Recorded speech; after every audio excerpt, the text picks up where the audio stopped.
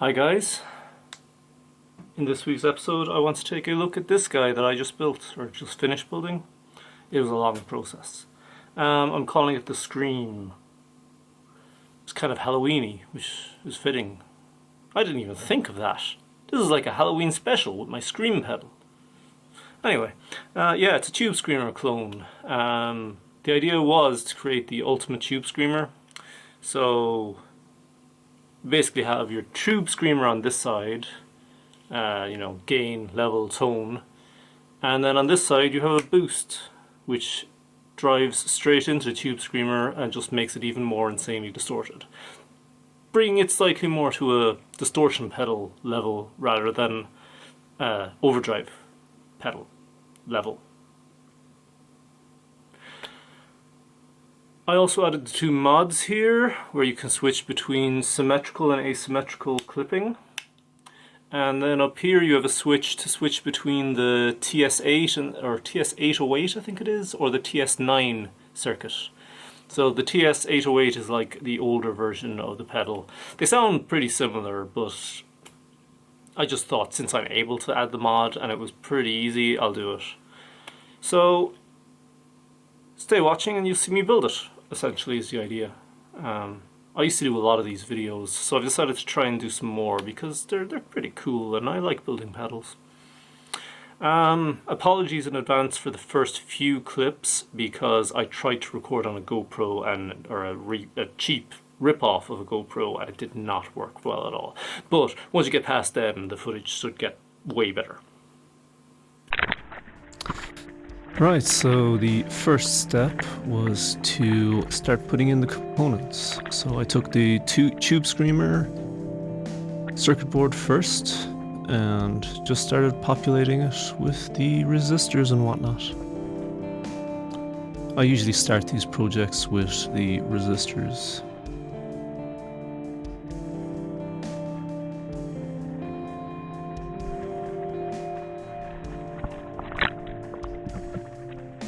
But first I brought up the circuit diagram on my phone to make sure I had some kind of clue of what I was doing.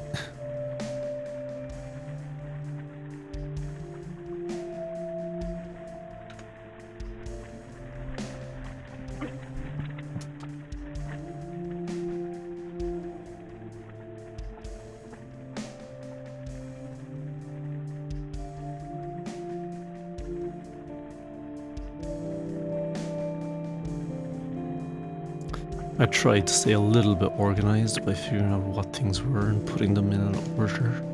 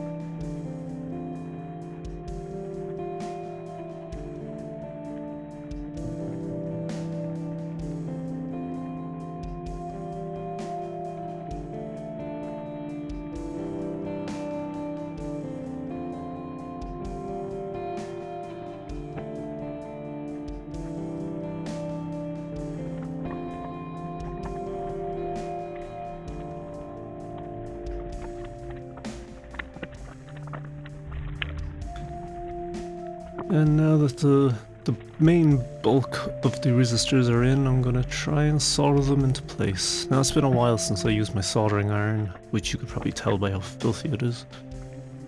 I should really get a new one. But yeah, it's a pretty easy process. Everything is already in place and crimped and whatnot. I find these things very useful. The helping hands, I think that's what they're called. My one is ancient though. It used to have a magnifying glass attached to it, but I've lost it at some point. Never really used it though. Well, you know, maybe when I get older my eyesight starts failing me, I might get a new one with a magnifying glass again.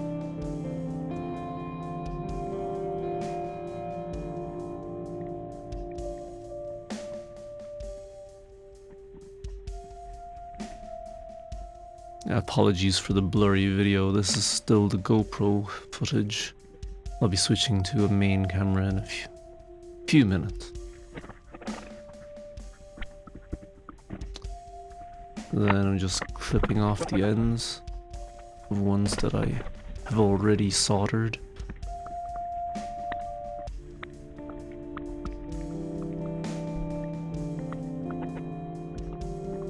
Then discovering a few that I forgot to solder, so I'll have to go back and do them.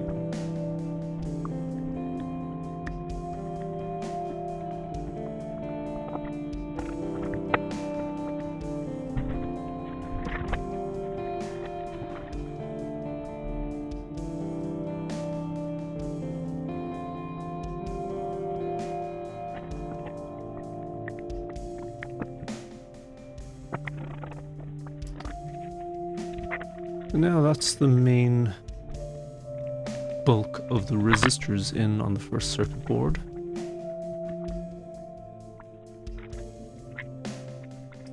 Now we're moving on to the capacitors. Now this caused me a bit of trouble because I am terrible at reading capacitor codes. Some of them are more obvious, like the electrolytics there, but the other ones are difficult, so I had to go look them up. Alright, so now that I have an idea of what the capacitor codes are, I can put them in.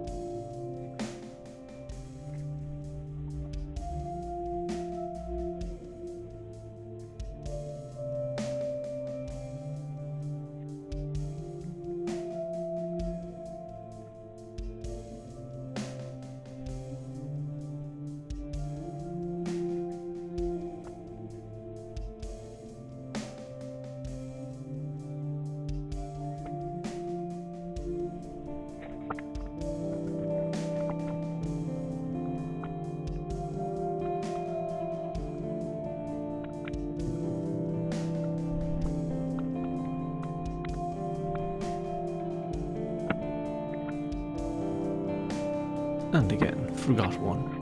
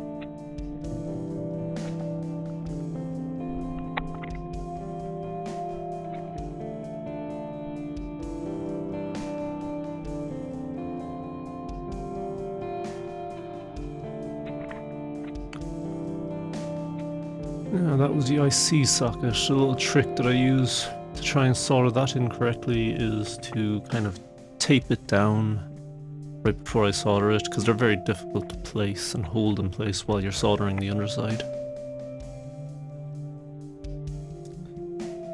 So now my transistors are in, my IC socket, and now I'm just putting in the diodes.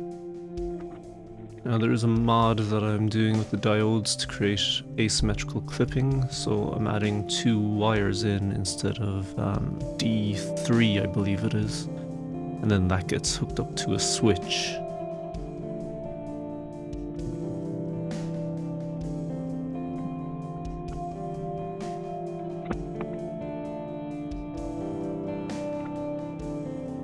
One of the great things about these kits is they come with a whole bunch of pre-cut, stripped wire. Just saves you a bit of time and energy.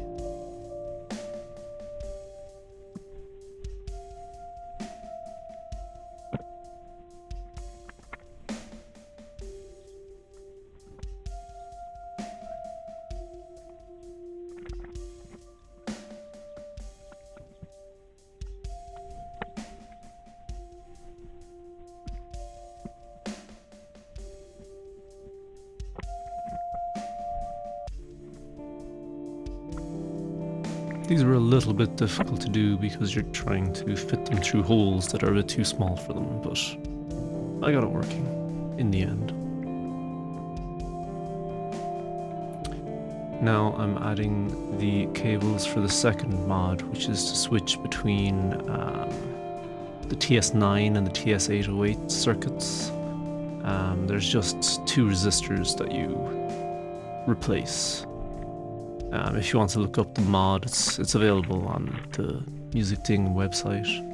It's again just adding some wires instead of resistors and hooking them up to a switch which has a smaller resistor circuit. So here I am working on the TS8, TS9 mod, just adding the resistors to the switch. You could mock up a small circuit board to do this on, but it's such a small little mini circuit that it's nearly easier just to build it on the back of the switch.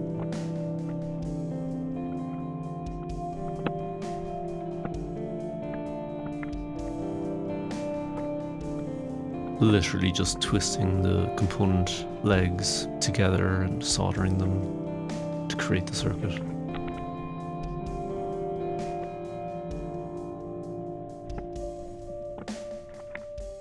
So one side will be the TS8, one side will be TS9. 2 resistors on each side.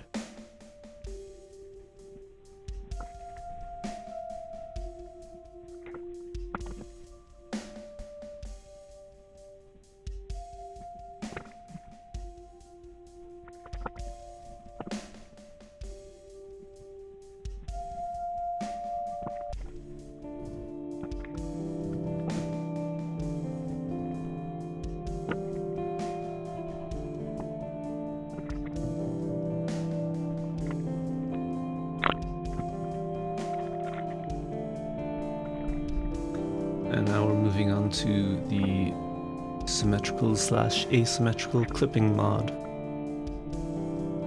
which is basically just wiring a switch on top of the diode.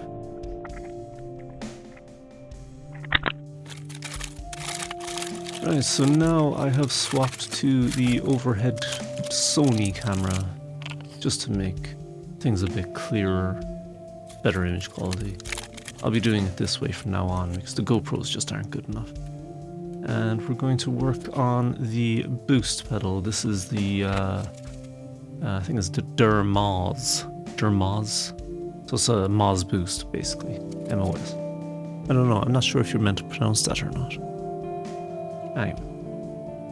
It's a basic, clean boost. I think it's one of their beginner kits even, but, you know, it's just a simple 1 knob, 1 switch boost. So I thought it would work well, and the circuit is quite small. The actual circuit board is small, so it helps if it can actually fit in the enclosure. Not that I didn't have trouble with that anyway.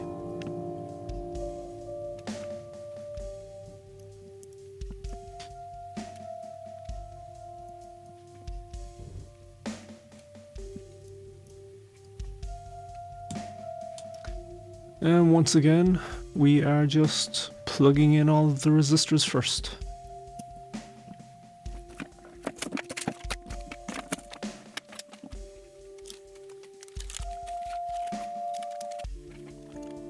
God, the weather here is awful. You could probably hear rain battering against the window.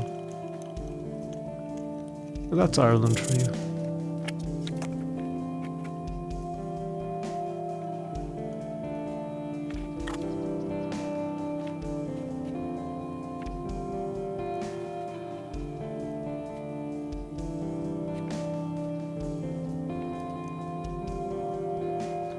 My soldering technique is probably awful, and people are probably shaking their heads, but it works.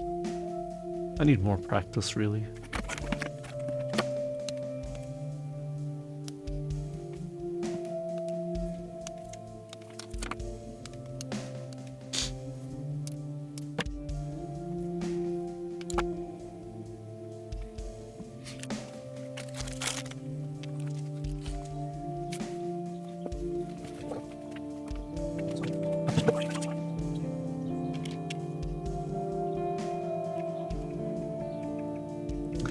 And now we're going to put in the capacitors.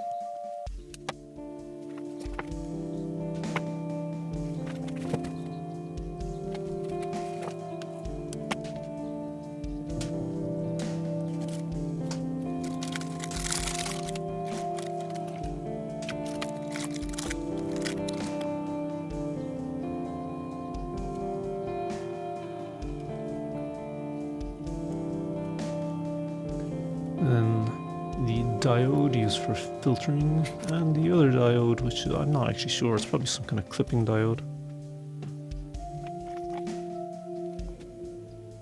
Not really too familiar with boost circuits, honestly.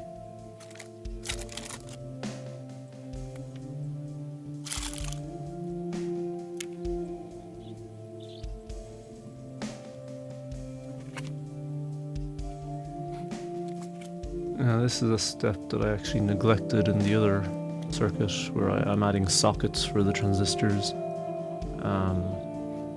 Or transistor, I think there's only one in this one. I just put them straight into the other circuit, which was a bit foolish, really.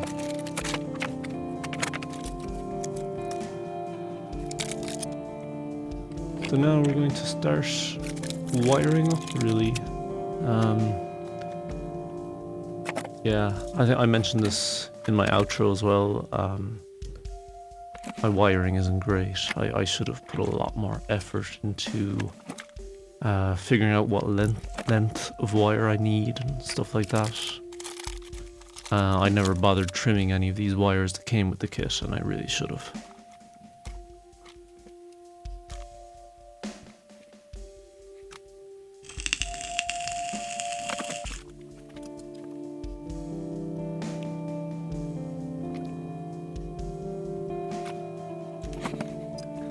This is where the kit becomes overly complicated, where there's just so many connections.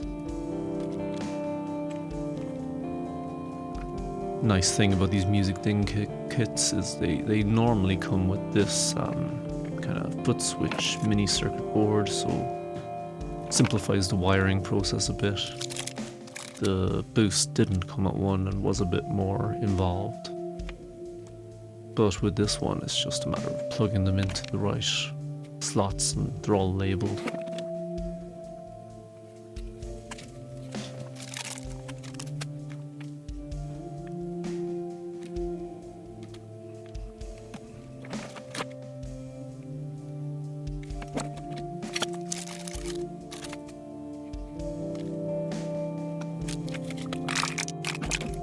this is the artwork that I printed out. I printed it on water slide transfer paper.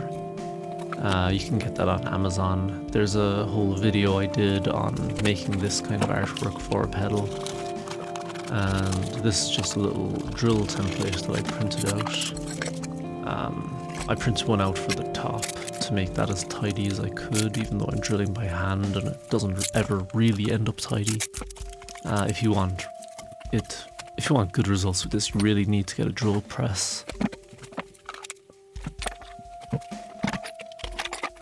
So now we're just prepping the enclosure.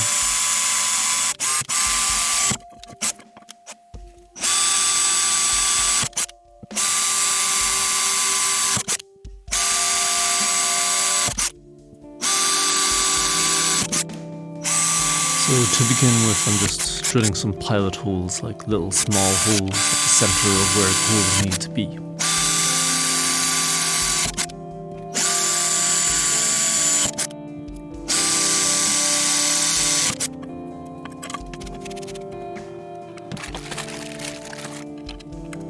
And then I pretty much eyeballed the ones at the top, which was a mistake because it caused me problems down the line. Fitting things in. And I managed to snap a drill bit like an idiot.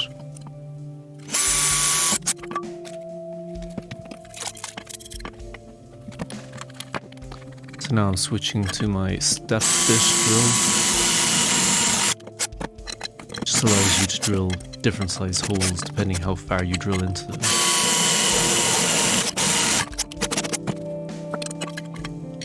Makes things easier because you don't have to swap bits.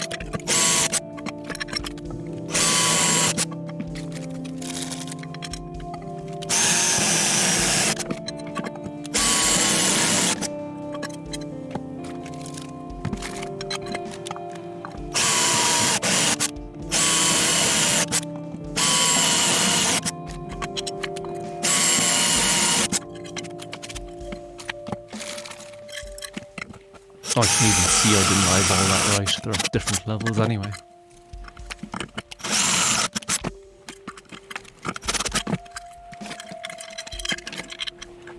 And here I am figuring out that I messed it up and don't have enough room for anything.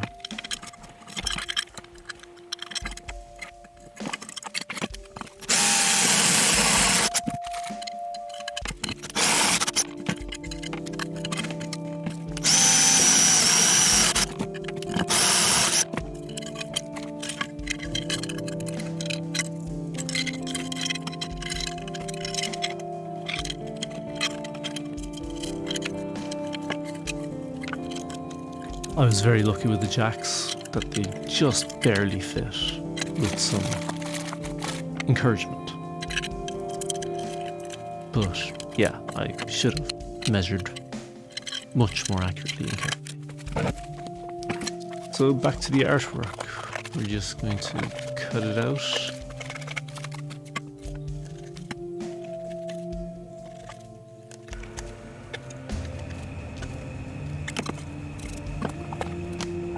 And then you get some water and just submerge it for a while. And after a few minutes, it'll slide off nicely and you can place it.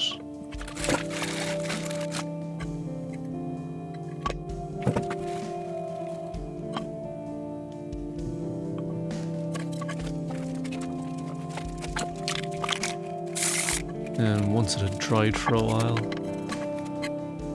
I sprayed it with some spray, completely destroyed it, and had to redo it.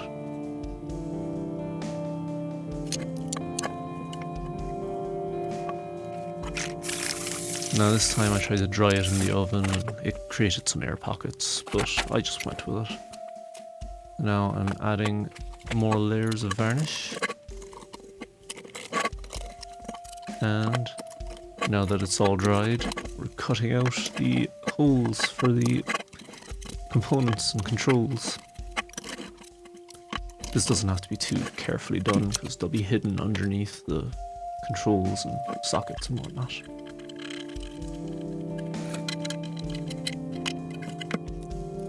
Now we're adding in some of the components.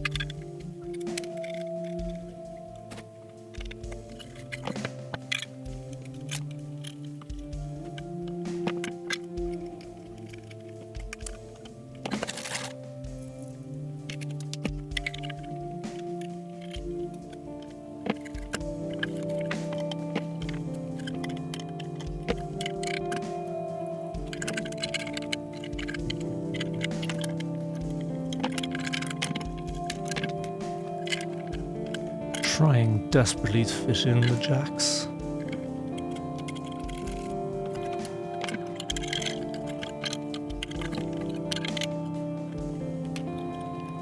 And managing after some convincing.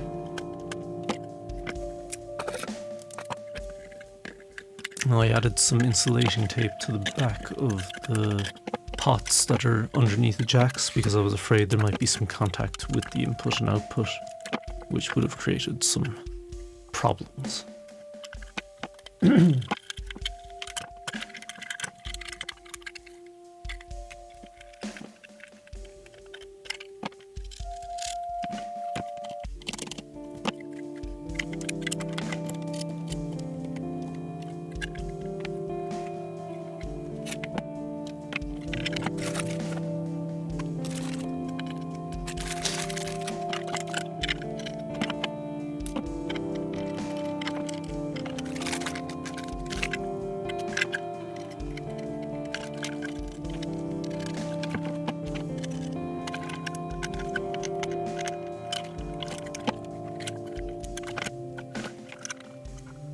Now the second switch simply refused to fit in without creating a problem, so I had to take the power socket out and add a bunch of screws kind of as washers or spacers just to give a bit more room on the inside. So the power socket is now kind of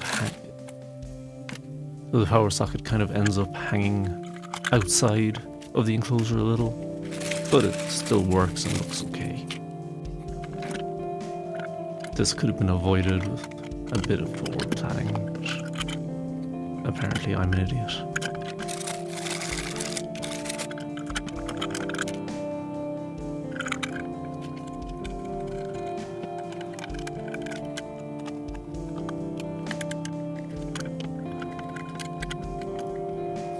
So now we have to continue with the wiring and actually connect the two circuits together.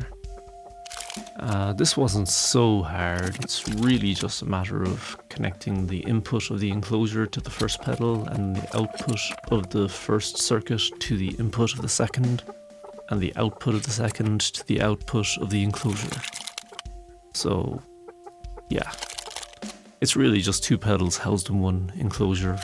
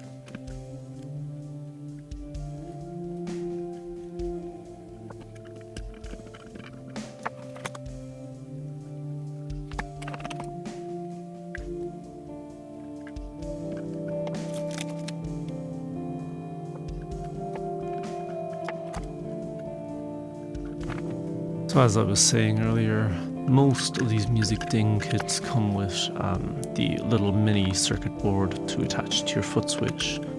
The Boost didn't, so as you can see there's a lot more messing about with wires, just trying to connect everything to the right terminal.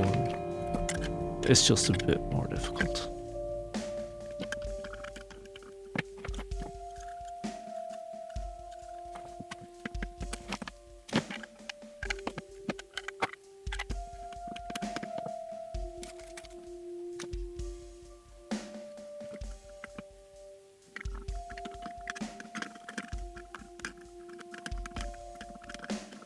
You can see there a fine example of a cable which I should have trimmed, that black cable running on top of the foot switch. It doesn't need to be that long, it's just in the way. But I was lazy.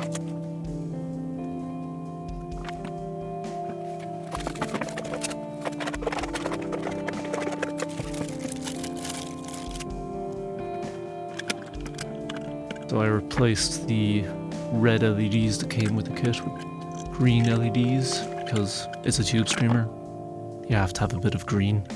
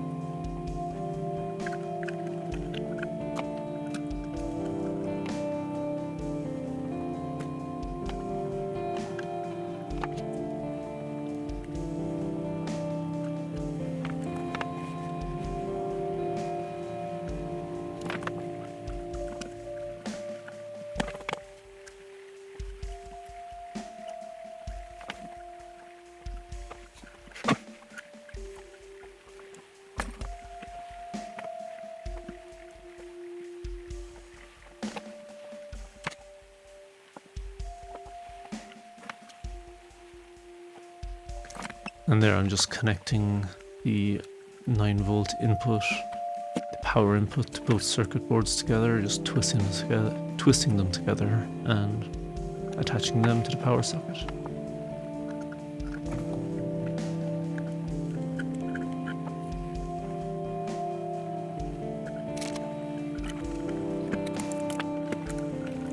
Adding a bit of insulation to that switch because those resistors are just open and could touch off something and short something out. They're also dangerously close to the power input, so yeah, you don't want things touching things.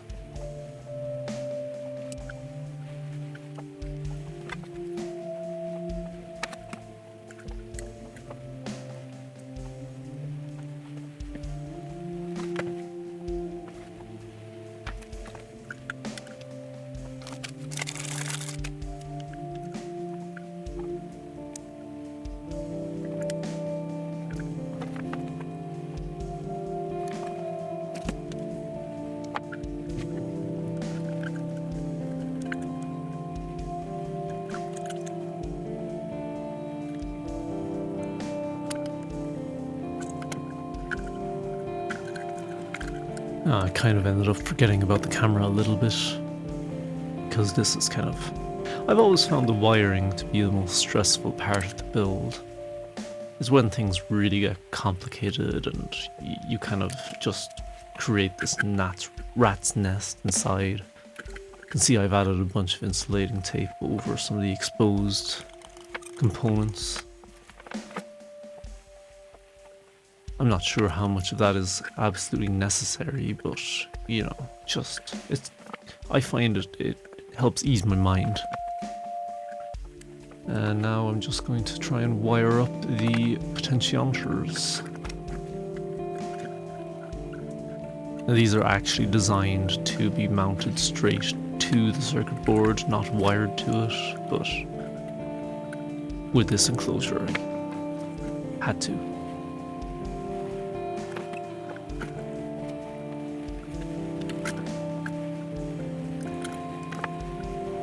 I'm just trying to bend the terminals around a bit, loop them, create some kind of a mechanical connection before I solder.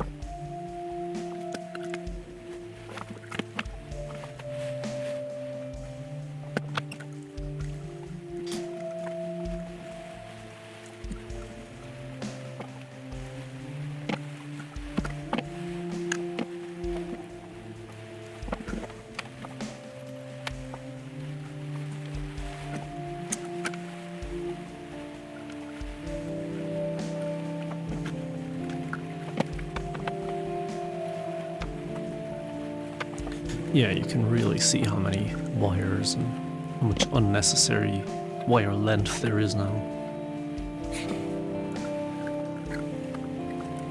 It makes things easier to maneuver though, when you have a bit of extra length, but this is too much.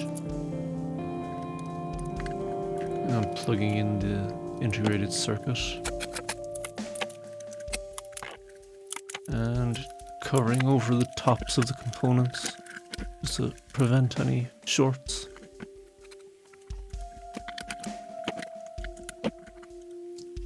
And wiring up the LEDs.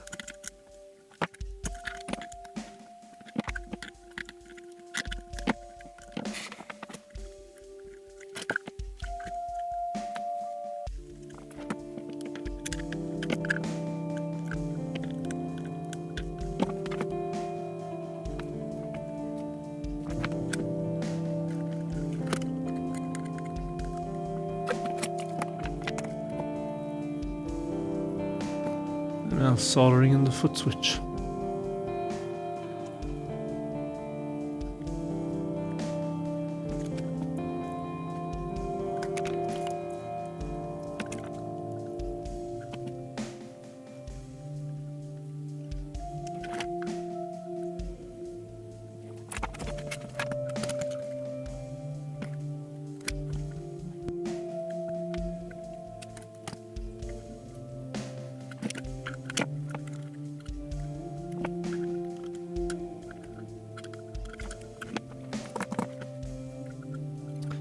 Now just finishing up the inputs and output.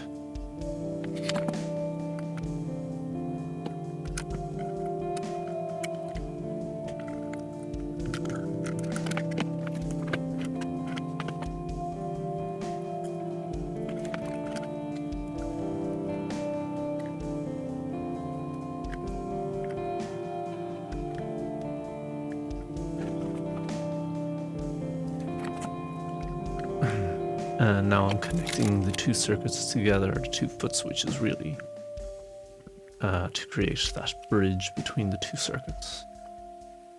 Here I ended up twisting together some wires. This was also a lack of forward planning. I didn't need two wires here really. One would have sufficed. I should have unsoldered one.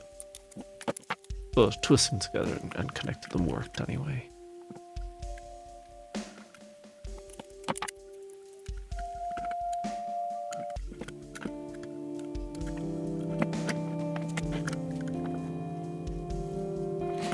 Just wiring up all the grounds to make sure everything is connected.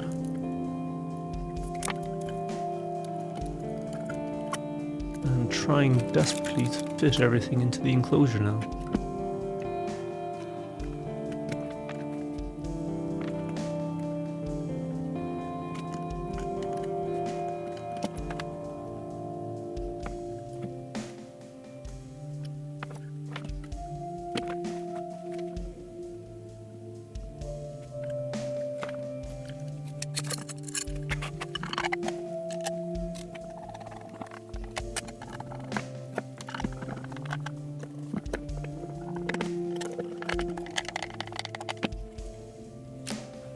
And there we have it.